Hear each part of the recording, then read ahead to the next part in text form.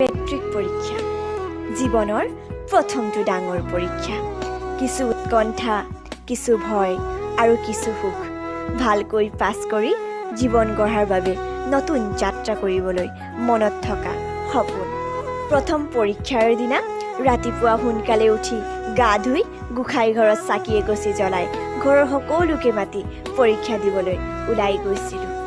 অলপ ভয় লাগিছিল, ভয়তো লাগিবই। জীৱনৰ প্ৰথম ডাঙৰ পৰীক্ষা এটা দিবলৈ ওলাইছোঁ। কিন্তু প্ৰতিজন শিক্ষাগুৰুৰ অনুপ্ৰেৰণাই মনত সাহস দিছিল। আজি পৰীক্ষা শেষ, আনন্দিত যেন গধুৰ বোজা এটা আঁতৰিল।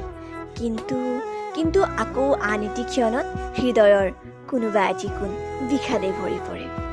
আজিৰ পৰা হয়তো আমি এজন আনজনৰ পৰা আঁতৰি আহিম।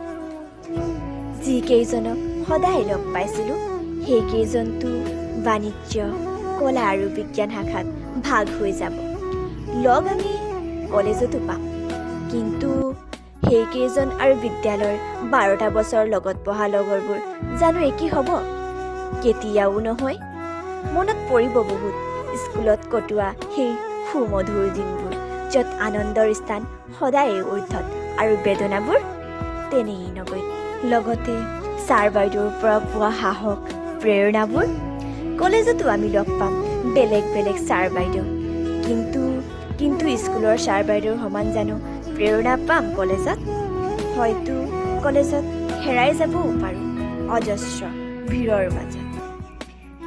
এই পৰীক্ষা জীৱনৰ শেষ পৰীক্ষা নহয়, আৰু বহুত এনে পৰীক্ষা বাকী।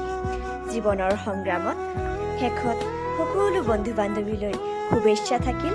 জীৱনৰ সংগ্ৰামত তেওঁলোক সফল হওক আৰু আগন্তুক দিনবোৰ সুখেৰে উপচি পৰক। বিদ্যালয়ৰ প্ৰতিজন ছাৰ বাইদেউলৈ